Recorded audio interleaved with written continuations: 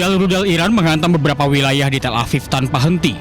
Serangan ini melukai beberapa warga dan menghancurkan bangunan tempat tinggal. Warga Tel Aviv pun mulai meninggalkan rumah mereka untuk menuju bunker-bunker yang telah disiapkan. Meski tidak ada korban jiwa, namun serangan ini membuat warga putus asa.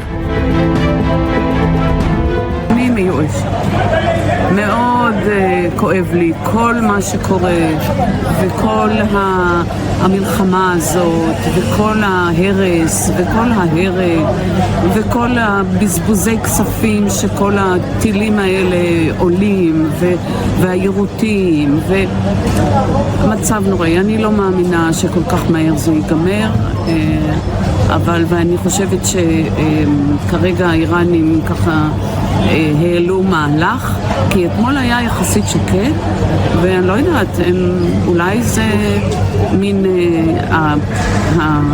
איך להגיד, הרגע לפני שזה נגמר, אז עוד מנסים חזק חזק לנצל את היכולת ההרסנית. מאוד כואב לי כל מה שקורה פה, וכבר קורה כמעט 3 שנים.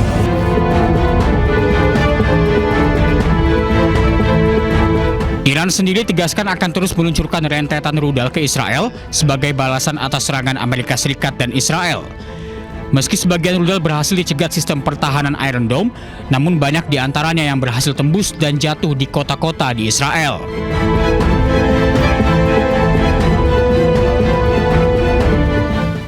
Militer Iran membidik kapal induk Amerika USS Abraham Lincoln dengan rudal jelajah paling dahsyat yang mereka miliki.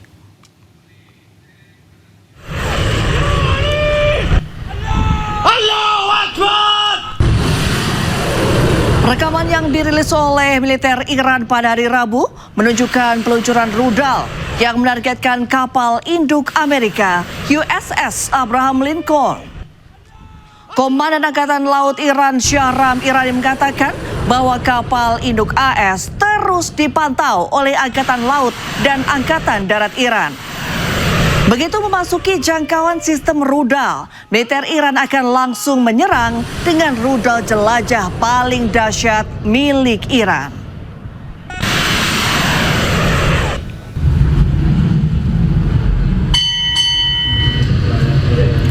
Kapal induk Amerika USS Abraham Lincoln sebelumnya berlayar mendekati Iran pada pekan lalu.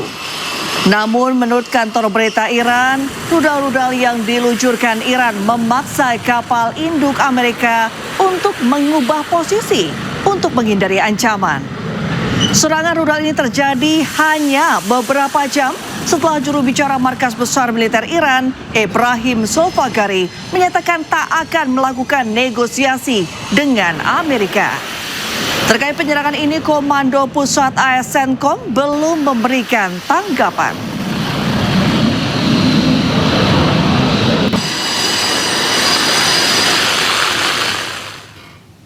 Sebelumnya pemirsa, kapal induk USS Gerald Ford lebih dulu ditarik dari medan perang. Tiba di Pulau Kreta Yunani, kapal tersebut sempat terbakar hebat.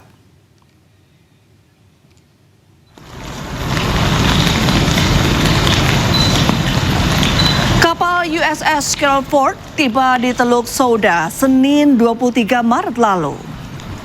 Kapal induk ini dikawal oleh kapal tunda saat mendekati Pulau Yunani. Kapal USS Gerald Ford singgah setelah sempat terjadi kebakaran besar di atas kapal pada 12 Maret lalu.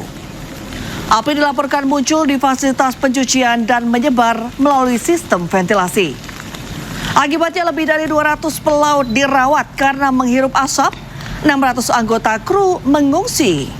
Kapal induk bertenaga nuklir ini akan singgah sampai waktu yang belum ditentukan.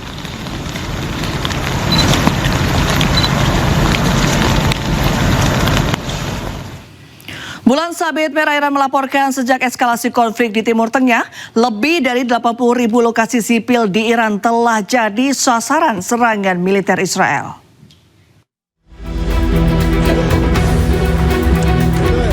Bulan Sabit Merah Iran melakukan operasi pencarian dan penyelamatan di sebuah distrik perumahan di Teheran pada Rabu dini hari setelah serangan udara di daerah tersebut.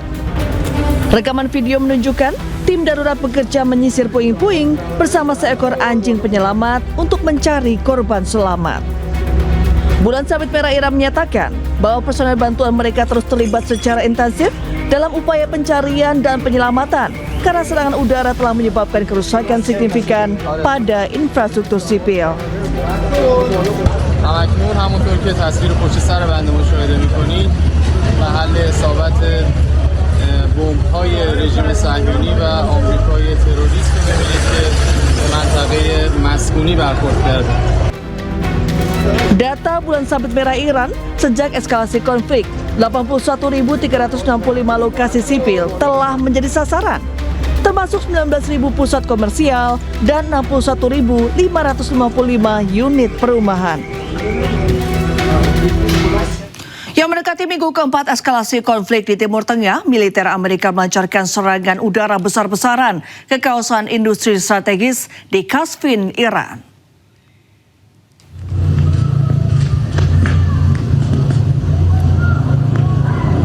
Sejumlah ledakan terjadi di kawasan industri Alborz di provinsi Qazvin, Iran yang diduga memproduksi kebutuhan militer Garda Revolusi Iran.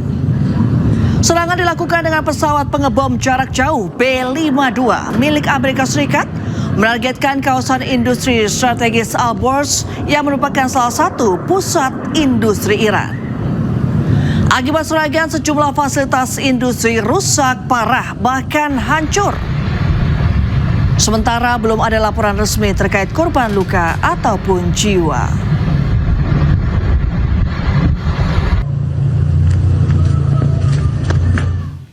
Ya, pesawat tanpa awak atau drone menghantam tangki bahan bakar di Bandara Internasional Kuwait.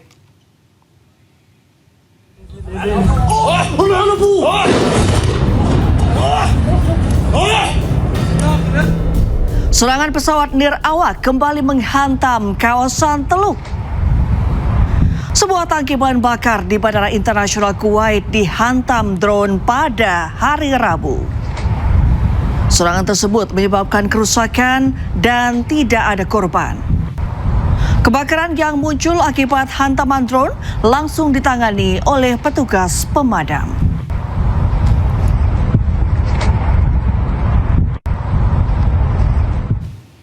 Pemirsa, Presiden Jerman Frank-Walter Steinmeier menyampaikan kritik keras terkait konflik Amerika Serikat Israel di Iran. Ia menyebut perang AS terhadap Iran merupakan pelanggaran hukum internasional. Foreign policy does not become more convincing simply because we refuse to call a violation of international law a violation of international law. We had to grapple with this during the Gaza war, and we must grapple with it in the Iran war as well. For, in my view, this war is a violation of international law. There is little doubt that, in any case, the justification of an imminent attack on the US does not hold water. This view also appears to be held by some within the US intelligence community. This war is also, please forgive me for saying so as someone directly involved, a politically disastrous mistake. Ist zudem ein politisch verhängnisvoller Fehler. And that's what frustrates me the most, a truly avoidable, unnecessary war, if its goal was to stop Iran. Sejumlah media internasional menyebut Iran menetapkan standar tinggi jika Amerika Serikat ingin mengakhiri perang. Iran mengajukan sejumlah syarat di antaranya. 1. Iran menuntut penutupan semua pangkalan militer Amerika Serikat di Teluk. Iran juga menuntut ganti rugi finansial atas serangan terhadap wilayahnya.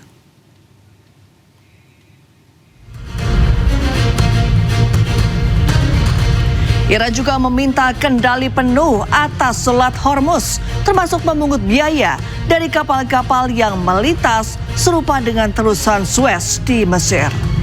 Iran juga minta jaminan permusuhan tidak akan berlanjut.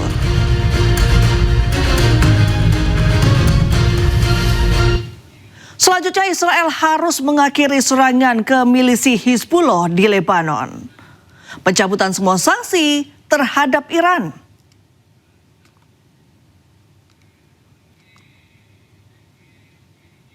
Berikutnya mempertahankan program nuklir tanpa negosiasi pembatasan.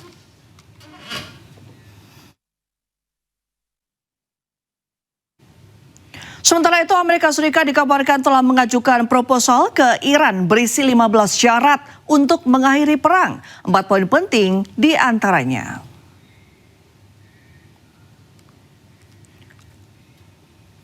Amerika Serikat meminta Iran menyerahkan seluruh uranium dan menghentikan program senjata nuklir. Yang kedua, Amerika meminta Iran membuka akses tanpa hambatan di Selat Hormuz. AS minta Iran menghentikan pengembangan rudal balistik. Dan yang keempat, AS juga meminta Iran menghentikan dukungan terhadap Hizbullah dan Hamas.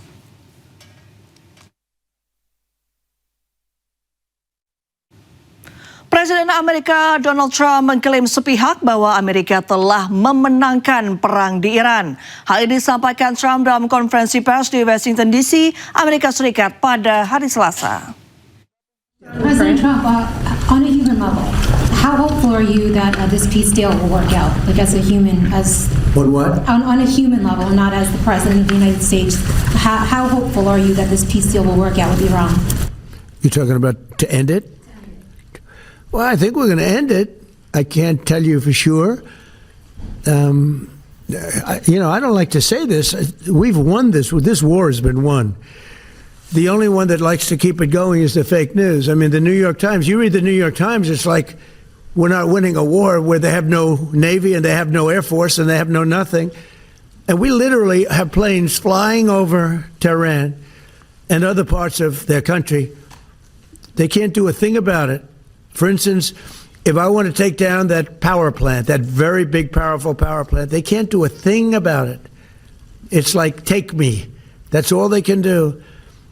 And yet, if you read the New York Times or if you watch ABC fake news or NBC fake news, you'd say it's a close battle. It's not a close battle. They're totally defeated. You know, we killed their Navy in, would you say 3 days, Pete? Gone. In fact, I was a little upset with Pete. I said, why didn't you save the ships? We could have used them, right? He said, it's more fun shooting them down. But the Navy was wiped out in a very rapid order. Pretty impressive for you guys, you champion wrestlers, right? When you hear this stuff. But you don't, if you read the news, you don't hear this. You know, you read like, oh, they're doing wonderfully. They're doing terribly. They're wiped out. Sementara itu, juru bicara Markas Besar Militer Iran Ebrahim Zolfaghari menyindir keras pernyataan Presiden Amerika Donald Trump tentang kemungkinan negosiasi. Ebrahim menegaskan sampai kapanpun Iran tidak akan bernegosiasi dengan Amerika. از آن دم میزدید تبدیل به شکست راهبردی شده. مدعی ابرقدرتی دنیا اگر میتوانست از این مخمصه رها شود تا حالا شده بود. اسم شکستتان را توافق نگذارید. دوران وعده هایتان به سر رسیده. امروز در جهان 2 جبهه وجود دارد. حق و باطل و هر حق طلب آزاده‌ای تحت تأثیر امواج رسانه‌ای شما اغوا نمی شود. سطح خود درگیری هایتان به مرحله مذاکره خودتان با خودتان رسیده؟ نه خبری از سرمایه گذاری هایتان در منطقه خواهد بود و نه قیمت سابق انرژی و نفت را خواهید دید تا وقتی که بفهمید ثبات در منطقه توسط دست قدرتمند نیروهای مسلح ما تضمین می شود.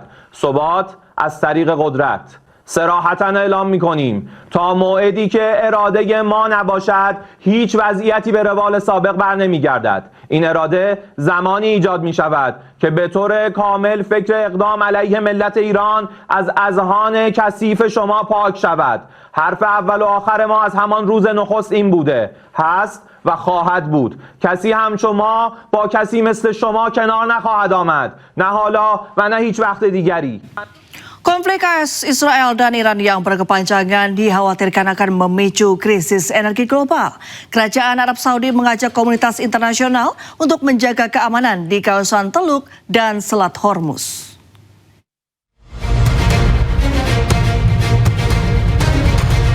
Eskalasi perang di Timur Tengah memasuki babak baru, namun perang yang berkepanjangan dikhawatirkan akan memicu krisis energi global. Hal ini merupakan dampak dari penutupan Selat Hormuz. Presiden Amerika Serikat Donald Trump mengaku telah melakukan pertemuan dengan tokoh Iran dan membicarakan Selat Hormuz. That'll be opened very soon if this works.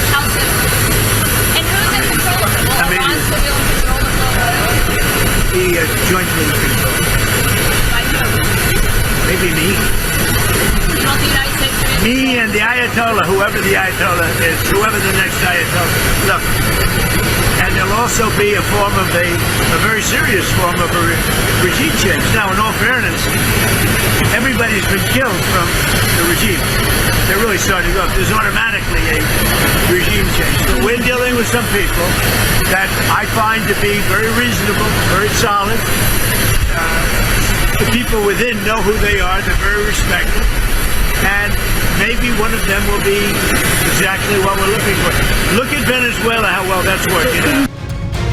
Sementara itu, Kerajaan Arab Saudi meminta Iran menghentikan setiap tindakan yang membahayakan, termasuk mengajak komunitas internasional untuk menjaga keamanan di kawasan Teluk dan Selat Hormuz.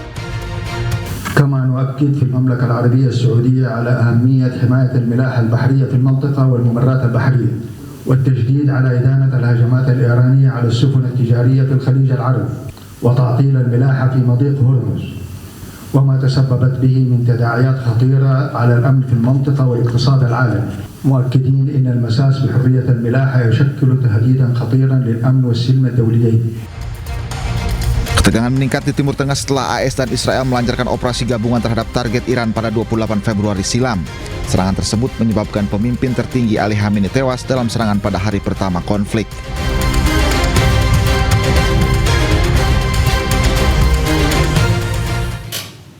Meningkatnya konflik di Timur Tengah berpengaruh terhadap pasokan energi ke Filipina. Tak ayal Presiden Filipina Ferdinand Marcos Jr. menetapkan status darurat energi nasional sekaligus menjadi negara pertama yang menetapkan status darurat energi.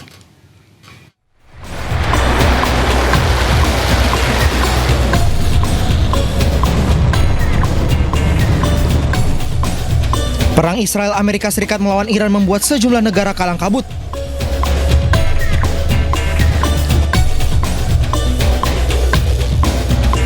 Pasalnya, akibat ditutupnya Selat Hormuz oleh Iran, pasokan migas dari negara Timur Tengah ikut terhambat. Salah satu yang terdampak adalah Filipina. Keamanan energi Filipina semakin kritis, bahkan kondisi membahayakan.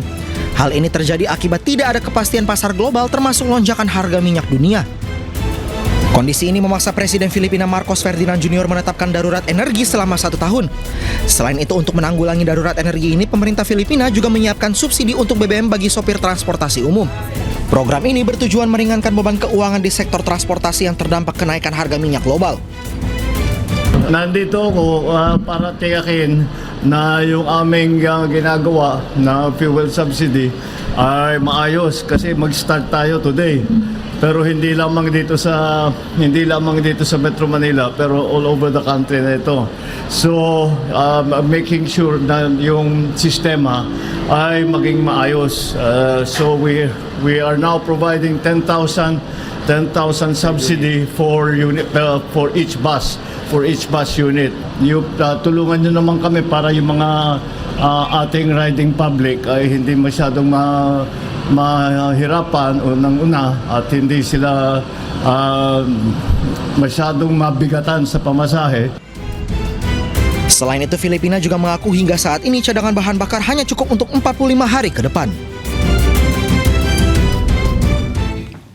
Sementara itu, Menteri Keuangan Republik Indonesia Purbaya Yudi Sadewo menegaskan belum berada dalam kondisi darurat energi meski sejumlah negara mulai mengantisipasi krisis akibat perang di Iran. APBN kita kan masih tahan. Saya nggak rubah APBN atau subsidi yang ada sampai titik yang mungkin nanti harga minyak tinggi sekali ya. Tapi pada saat sekarang sampai akhir tahun dengan harga sekarang kita masih tahan APBN ya, tergantung keputusan pimpinan nantinya. Tapi saya tawarkan aman. Darurat energi itu bukan di APBN ya. Darurat energi adalah kalau misalnya supply-nya berhenti. Itu yang saya takut, harganya kan bukan harganya ya, supply-nya nggak ada itu. Ini kan masih ada supply-nya. Jadi Kalau bilang darurat enggak, tapi kita mesti siap-siap terus ke depan. Kalau misalnya keadaan seperti ini sering terjadi, apakah kita akan deg-degan terus? Apakah nanti Anda akan maki-maki saya terus, desain anggaran jelek segala macam, atau buat BGN, buat apa lagi sehingga yang lain nggak ada? Kan dihitung semua. Dan satu lagi yang mereka lupa, belanja pemerintah itu cuma sekitar 10% dari PDB kita kan. Yang 90% pasti bukan belanja pemerintah, berarti swasta kan kira-kira.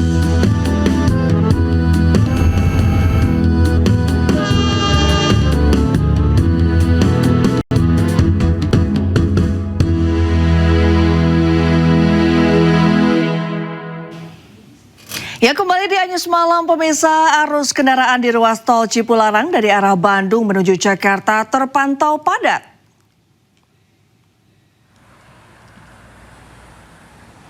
Ya, hingga tengah malam ini ribuan kendaraan dari arah Bandung menuju Jakarta terpantau memenuhi ruas tol Cipularang, tepatnya di kilometer 79. Sementara arus dari arah sebaliknya atau dari Jakarta menuju Bandung terpantau normal. Kendaraan pemudik dan wisatawan didominasi mobil pribadi berplat B atau dari Jakarta.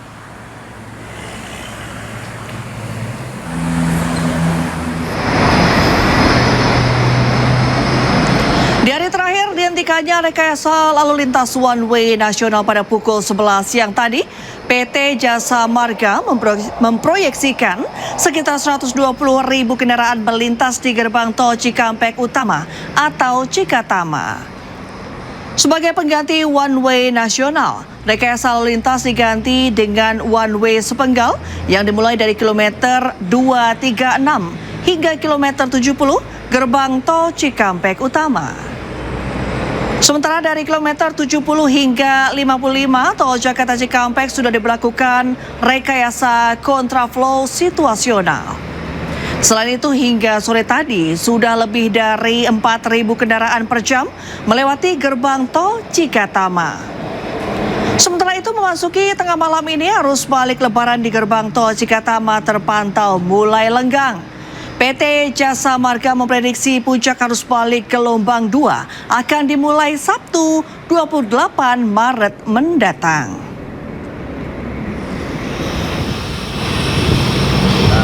Ya, sementara itu lalu lintas di jalur Gentong terpantau ramai lancar. Sejak Rabu siang hingga tengah malam ini tidak ada antrian kendaraan pemudik seperti hari sebelumnya. Petugas kepolisian juga belum menerapkan one way baik dari arah Bandung atau sebaliknya. Selain itu, volume kendaraan dari arah Tasikmalaya menuju Garut dan Bandung juga sebaliknya terpantau ramai lancar.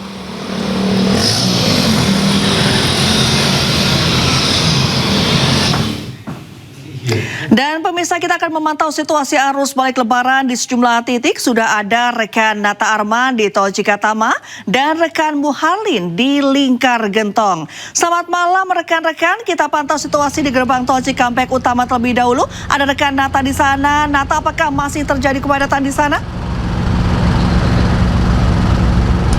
Ya, selamat malam Reni dan juga pemirsa. Terkait dengan situasi lalu lintas di gerbang tol Cikampek Utama pada hari ini terpantau ramai lancar, bahkan tidak ada kepadatan yang terjadi bahkan sejak tadi siang sampai dengan malam hari ini. Kemudian berdasarkan data yang kami peroleh dari pihak Jasa Marga bahwa untuk pada malam hari ini tepatnya pada pukul 9 tadi terakhir, ini lebih dari 50.000 kendaraan yang melaju ke arah Jakarta dibandingkan dengan kemarin di jam yang sama sudah lebih dari 70 hampir 80.000 kendaraan. Tentunya sudah terjadi penurunan dari volume kendaraan yang melakukan perjalanan menuju ke arah Jakarta, mengingat pada hari ini merupakan hari pertama kembalinya beraktivitas bekerja. Kemudian juga dapat kami sampaikan bahwa meskipun tadi sudah dihentikan one way secara nasional dari kilometer 414 ini, namun untuk situasional maksud kami one way secara sepenggal dilakukan dari kilometer 203 sampai dengan kilometer 70, kemudian dari 70 sampai dengan kilometer 55. Untuk situasi rekayasa lalu lintas yang diberlakukan kontraflow sudah dihentikan sejak pukul 18.30 waktu Indonesia Barat. Kemudian dapat kami sampaikan juga bahwa ada beberapa pun titik yang menjadi rawan kemacetan. Yang pertama adalah gerbang tol, karena beberapa kali juga tadi kami sempat lakukan perjalanan, sempat mengalami juga ada kendaraan-kendaraan di depan kami yang mengalami saldo e-tolnya habis sehingga harus melakukan top up terlebih dahulu dengan memakan waktu lebih dari 1 menit bahkan 2 menit. Sehingga inilah yang menjadi permasalahan yang kerap terjadi setiap tahunnya. Kemudian diimbau juga kepada seluruh masyarakat yang melakukan perjalanan, diharapkan bisa riset terlebih dahulu kira-kira berapa estimasi biaya yang akan dibayarkan ketika ingin melakukan perjalanan menggunakan jalan tol Trans Jawa, agar tidak ada lagi namanya kehabisan saldo yang tentunya memakan waktu yang cukup lama untuk melakukan top up. Kemudian juga selain itu ada juga rest area yang tentunya harus diwaspadai karena di jam-jam sibuk banyak sekali kendaraan-kendaraan yang menggunakan fasilitas rest area untuk beristirahat selama 30 menit. Namun jika lebih dari 30 menit tentunya ini diharapkan bisa keluar dari area dan juga kembali melanjutkan perjalanan. Sementara saya kembalikan pada Anda di studio. Reni. Baik, sudah terjadi penurunan jumlah kendaraan di Tol Cikatama ya. Nata, terima kasih. Dari gerbang Tol Cikampek Utama kita akan beralih ke Simpang Gentong. Ada rekan Bu Harlin di sana. Bu Harlin, bagaimana situasi arus balik di sana? Masih terjadi kepadatankah? Baik, selamat malam Reni dan juga pemirsa. Untuk situasi lalu lintas di jalur selatan Lingkar Gentong Tasikmalaya Jawa Barat pada malam hari ini sudah tidak nampak adanya kepadatan ataupun kemacetan dari kendaraan terpantau sejak siang sampai dengan malam hari ini, yang mana memang hal ini bertepatan juga dengan berakhirnya masa puncak arus balik yang berakhir pada tanggal 24 Maret kemarin.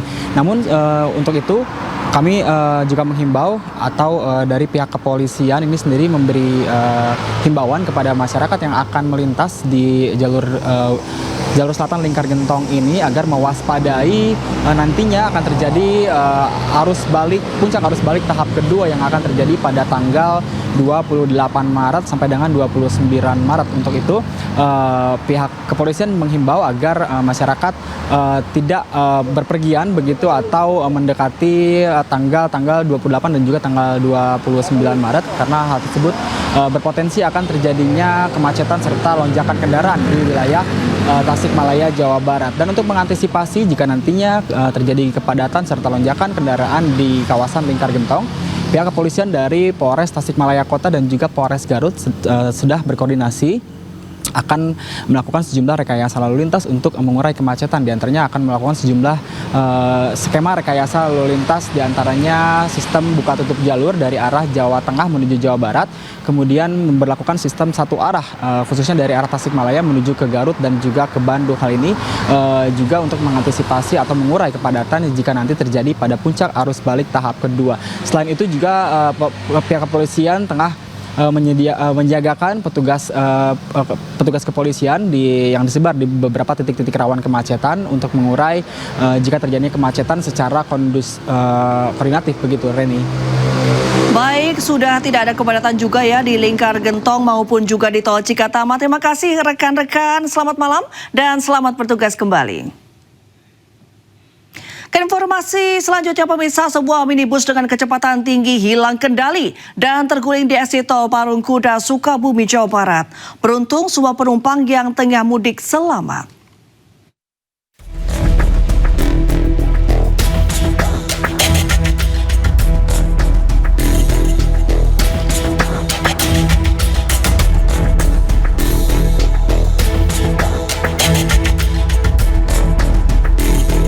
CCTV ini merekam detik-detik minibus terguling di exit tol Parungkuda, Kabupaten Sukabumi, Jawa Barat. Sebelum terguling, minibus terlihat melaju dengan kecepatan tinggi. Saat menikung di jalur arteri, minibus berisi 5 orang penumpang ini hilang kendali lalu menghantam pembatas jalan dengan keras. Akibat benturan keras, mobil terguling di tengah jalan. Beruntung saat kejadian kondisi jalan tengah lenggang sehingga tidak menimbulkan korban jiwa. Namun satu orang pedagang asongan nyaris jadi korban. Arah tol Bojimi menuju ke arah Sukabumi. Iya. Pas belokan mungkin kencengan Pak. Kenceng ya. Berbenturan sama tembok Pak. Berbenturan sama tembok. Ada mobil lagi, langsung kena mobil satu lagi. Guna menghindari kejadian serupa, pemudik diimbau berhati-hati saat mengendarai kendaraan bermotor dan jangan ragu menepi untuk beristirahat sejenak. Dari Sukabumi, Jawa Barat, Budi Setiawan, iNews melaporkan. Pemirsa, 6 orang tewas dalam kecelakaan yang terjadi di Majalengka, Jawa Barat. Kecelakaan tersebut dialami sekeluarga yang akan kembali ke rumah setelah mudik Lebaran.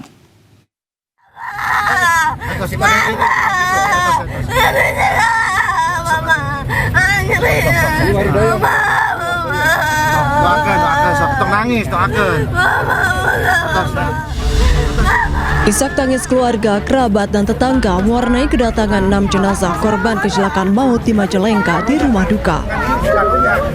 Ke-6 korban diangkut menggunakan 9 ambulans dengan pengawalan.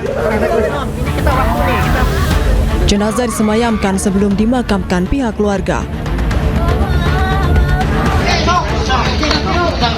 Izin melaporkan telah terjadi kecelakaan tunggal. Sebelumnya, kecelakaan maut menimpa 21 penumpang minibus di jalur ekstrim Majalengka, Jawa Barat. Minibus yang korban tumpangi jatuh ke dalam parit sedalam 5 meter. Selain akibat kelebihan muatan, sopir juga diduga tidak menguasai medan yang berkelok dan menanjak. Akibatnya 6 orang satu keluarga meninggal dunia.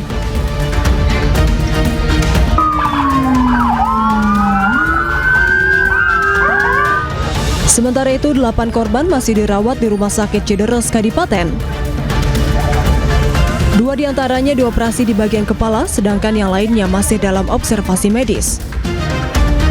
Dari Majalengka, Jawa Barat, Muhammad Zeni Johadi, iNews melaporkan.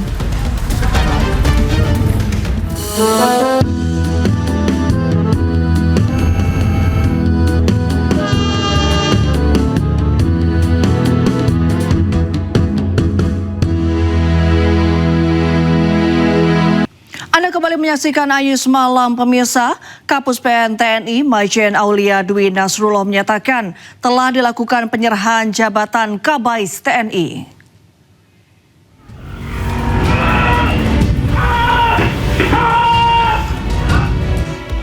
Kapus PN TNI Majen Aulia Dwi Nasrullah menyatakan penyerahan jabatan Kabais TNI sebagai bentuk pertanggungjawaban atas kasus penyiraman air keras kepada aktivis Kontras. Selain itu, keempat prajurit TNI terduga pelaku penyiraman air keras kepada Andre Yunus, aktivis Kontras, dalam proses penyidikan. Puspom TNI terus mendalami peristiwa yang terjadi di kawasan Senen, Jakarta Pusat, 12 Maret 2026 lalu. Lebih lanjut, Majen Aulia menyatakan TNI menjamin transparansi dalam pengungkapan kasus ini. Jika terbukti, para pelaku akan diberhentikan secara tidak hormat. Tentara Nasional Indonesia menegaskan komitmennya dengan menindak tegas setiap pelanggaran hukum dan disiplin yang dilakukan oleh prajurit TNI. Terhadap prajurit TNI yang melakukan pelanggaran hukum atau tindak pidana, TNI menyatakan tidak memberikan toleransi dan akan menindak secara tegas sesuai ketentuan hukum yang berlaku, baik melalui peradilan militer, penjatuhan hukuman disiplin berupa penahanan dan pemberhentian dari jabatan maupun pemberhentian dengan tidak hormat dari dinas. Sebagai bentuk pertanggungjawaban, hari ini telah dilaksanakan penyerahan jabatan Kabais. Informasi selanjutnya, pemirsa, Presiden Prabowo Subianto memanggil sejumlah menteri ke kediamannya di Hambalang, Bogor, Jawa Barat. Tampak hadir Menteri Investasi dan Hilirisasi yang juga Kepala Danantara Rosan Roslani dan Menteri SDM Bahlil Lahadalia. Sekretaris Kabinet Teddy Indra Wijaya menjelaskan pertemuan tersebut membahas percepatan pengelolaan sampah menjadi energi atau waste to energy di berbagai wilayah di Indonesia. Program WTE diharapkan menjadi solusi strategis dalam mengatasi persoalan sampah yang selama ini belum tertangani optimal dan juga mendukung penyediaan energi alternatif yang berkelanjutan. Yang kedua, kami juga tadi bahas tentang energi alternatif dalam rangka menuju kepada ketahanan energi dan swasembada energi. Bapak Presiden memerintahkan untuk mengoptimalkan seluruh potensi-potensi energi yang ada di kita, baik itu etanol, baik itu biodiesel, dari CPO, termasuk kita bagaimana mendorong agar transisi energi lewat energi baru terbarukan juga kita lakukan. Dalam rangka pengendalian supply and demand terhadap batu bara maupun nikel, sampai dengan hari ini tidak ada perubahan kebijakan apa-apa dari Menteri SDM. Tadi sudah saya laporkan ke Bapak Presiden sambil kita melihat perkembangan. Andaikan pun kalau harganya stabil terus bagus, kita akan bagaimana membuat relaksasi tapi terukur terhadap perencanaan. Ya, kita beralih ke informasi lainnya pemirsa. Ditinggal mudik warung kelontong, sebuah rumah dan bengkel motor di kawasan Kalideres, Jakarta Barat ludes dilahap api. Sedikitnya 6 motor hangus terbakar.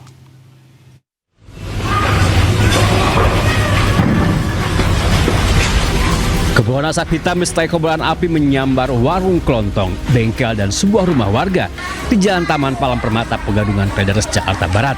Diduga kebakaran akibat korsleting listrik. Saksi mata menyebut kobaran api berasal dari bagian atap warung kelontong, seketika membesar dan menjalar ke rumah warga dan bengkel sepeda motor. Karena ditinggal mudik, rumah dan sisi bengkel motor ludes terbakar, termasuk 6 unit sepeda motor. Api udah dari atas atap, plafon. Itu saya keluar itu, menyalakan saya, semua api udah nyeruduk ke depan pintu. Lokasi kebakaran telah dipasang garis polisi dan kasus kebakaran ini ditangani Polsek Kalideres.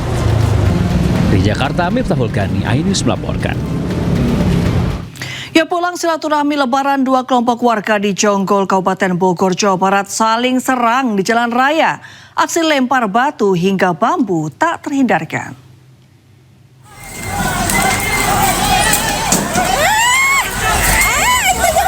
Dengan beringas, 2 kelompok warga ini terlibat aksi saling serang di Jalan Raya Transyogi Jonggol, Kabupaten Bogor, Jawa Barat. Bongkahan batu mereka lemparkan untuk menyerang lawan.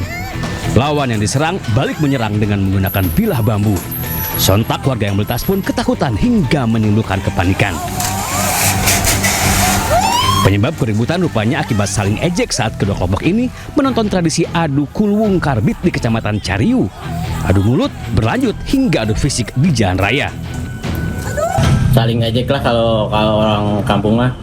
Cuman kan sampai pulang pas kejadian ada pencegatan di Cariu. Cuman kan di Cariu penyegatan juga kan nggak lama, nggak tahu lah ada pemukulan atau enggak.